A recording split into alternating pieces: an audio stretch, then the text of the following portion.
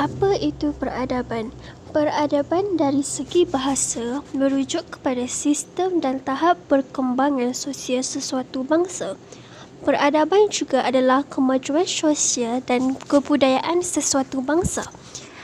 Nilai peradaban di Malaysia berkait rapat dengan pembangunan di sesebuah negara, malah berkait rapat dengan kemajuan Malaysia. Peradaban di Malaysia terbahagi kepada 4, iaitu Islam, Cina, India dan Barat. Ini merupakan perbincangan yang telah dilakukan bagi membantu semua ahli untuk membuat ulasan untuk tugasan yang telah diberikan oleh pesyarah kami. Video ini menunjukkan setiap ahli memberikan pandangan masing-masing untuk artikel yang telah dipilih. Kemasukan Sabah dan Sarawak bagi membentuk Malaysia mensyaratkan peribumi mereka terpelihara dari segi hak keistimewaan seperti orang Melayu.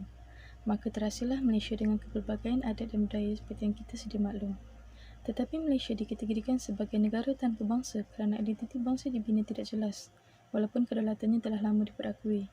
Sedangkan negara bangsa ialah majoriti rakyatnya berkongsi budaya dan identiti nasional yang sama. Sekian, terima kasih. Peradaban majmuk di Malaysia adalah gabungan daripada beberapa peradaban. Pembinaan peradaban yang beridentitikan Malaysia bermula dengan kemerdekaan 1957. Kini tepat pada tanggal 16 September 2020, genap sudah 57 tahun pembentukan Malaysia dengan kemasukan Sabah, Sarawak dan Singapura. Peradaban Melayu, India dan Cina ditunjang kepada kewujudan peradaban majmuk di Malaysia. Kemasukan peradaban asing yang dibawa oleh British bagi mengusahakan kebun-getah dan lombong-lombong mewujudkan peradaban baharu di tanah Melayu. Kedatangan peradaban asing menyebabkan masyarakat Melayu Bumiputera tergugat. Hal ini menjadi faktor pembentukan Malaysia bagi membela masyarakat Bumiputera di Melayu Sabah Sarawak. Berdasarkan artikel Bebas New tajuk 57 tahun pembentukan Malaysia, saya dapat merumuskan perkara 153 Perlembagaan Persekutuan, iaitu menjaga kepentingan dan hak Bumiputera. Artikel 153 Perlembagaan Malaysia memberi hak kepada yang diperagam bertanggungjawab menjaga hak-hak dan keistimewaan orang Melayu dan Bumiputera Malaysia. Artikel ini memberitahu bagaimana kerajaan persekutuan mempertahankan kepentingan kumpulan ini dengan mendirikan untuk kemasukan perkhidmatan awam. Artikel ini juga berkait rapat dengan hegemoni politik yang telah dibincangkan di dalam bab 5. Seperti yang telah termaktub di dalam perkara 153 Perlembagaan Persekutuan, apabila Malaysia terbentuk dan Sabah Sarawak memasuki Malaysia, mereka akan diperakui sebagai Bumiputera dan dijadikan pasak negara bersama bangsa Melayu di Semenanjung. Mereka juga akan mendapat perlindungan serta hak istimewa seperti pemegangan jawatan dari sektor awam, pemberian beasiswa dan juga lapangan ekonomi seperti pengeluaran permit dan juga lesen. Terima kasih. Berdasarkan artikel pada tanggal 16 September 1963, ia merupakan detik paling bersejarah dalam pembentukan Malaysia, di mana ia memperlihatkan penyatuan Persekutuan Tanah Melayu bersama Sabah dan juga Sarawak. Melalui penyatuan ini, Malaysia telah hampir mencapai konsep negara bangsa, di mana konsep negara bangsa adalah negara terbentuk dengan adanya tanah air, rakyat, kemerdekaan, kedaulatan, sempadan dan juga undang-undang. Assalamualaikum warahmatullahi wabarakatuh. Pembentukan Persekutuan Malaysia 1963 telah berjaya menggabungkan dua buah negeri Borneo iaitu Sabah dan Sarawak. Penggabungan ini telah mewujudkan peradaban majmuk melalui sistem ekonomi iaitu Tanah Melayu kaya dengan bahan mentah, Singapura kaya dengan mengimport dan ekspor. Ini dapat merancakkan ekonomi kita bersama. Secara ringkasnya, penggabungan peradaban majmuk ini dapat mewujudkan jaringan interaksi yang luas di tanah Melayu. Sekian, terima kasih. Perkongsian ekonomi antara faktor menyumbang kepada pembentukan Malaysia 16 September 1963.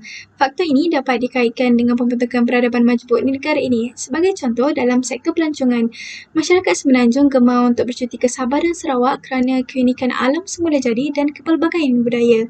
Manakala masyarakat di Sabah dan Sarawak pula gemar untuk berkunjung ke Semenanjung untuk melihat budaya yang ada di sini. Dengan ini, kita boleh bertukar pendapat dan mempelajari tentang budaya bangsa lain. Secara tidak langsung, pembentukan peradaban majmuk di Malaysia dapat dibentuk. Berdasarkan artikel yang kami kaji, ia ada mengatakan bahawa terdapat pelbagai halangan dalam penubuhan negara Malaysia. Antaranya ialah Malaysia mendapat tantangan hebat daripada negara-negara jiran.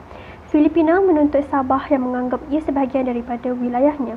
Indonesia juga tidak kurang hebatnya dalam menentang pembentukan Malaysia. Kesimpulan yang kita dapat dari artikel ini ialah kita sebagai masyarakat Malaysia haruslah menghargai pengorbanan orang-orang terdahulu yang bersusah payah dalam mendapatkan kemerdekaan dan membentuk sebuah negara yang makmur sehingga kini. Antara faktor pembentukan Malaysia pada 16 September 1963 ialah menjaga kepentingan dan hak bumi putera rakyat Sabah dan Sarawak. Ini kerana golongan ini masih ketinggalan dari segi pencapaian ekonomi. Hal ini dapat dikaitkan dengan pembangunan yang pesat pada masa kini, kemajuan melahirkan pembaharuan sosial dari miskin ke kelas menengah. Berbagai cabaran perlu dihadapi dalam pembentukan Malaysia seperti mendapat tentangan daripada negara seperti Indonesia dan Filipina. Terdapat beberapa faktor yang menyumbang pada pembentukan Malaysia dan salah satu faktornya ialah membela masyarakat bumi putera di Sabah dan Sarawak. Hal ini kerana kebanyakan ekonomi dan jawatan dipegang oleh kuasa asing seperti bangsa Inggeris. Gabungan antara dua negeri ini akan meningkatkan penglibatan penduduk tempatan dalam aktiviti pertanian dan seterusnya menyebabkan perubahan sosial dalam masyarakat. Berdasarkan artikel ini menunjukkan kepada poin yang ketiga bahawa kebanyakan negeri di Malaysia saling membantu antara satu sama lain ketika negara kita baru mencapai kemerdekaan. Ini menunjukkan bahawa tahap kesepaduan nasional antara agama dan bangsa yang tinggi bagi mengukuhkan ekonomi negara bersama. Hasilnya telah kita dapat lihat ketika zaman pemodenan ini. Kesimpulannya, perjalanan sejarah telah membuktikan bahawa negara ini pernah diceroboh oleh kuasa asing seperti Portugis, Belanda dan sebagainya. Masyarakat pribumi telah berusaha pelbagai cara bagi mengembalikan kedaulatan negara dengan mengorbankan jiwa. Kerjasama dan tolak ansur antara kaum telah membuahkan hasil apabila negara mendapat kemerdekaan dan terbentuknya Malaysia pada 16 September 1963.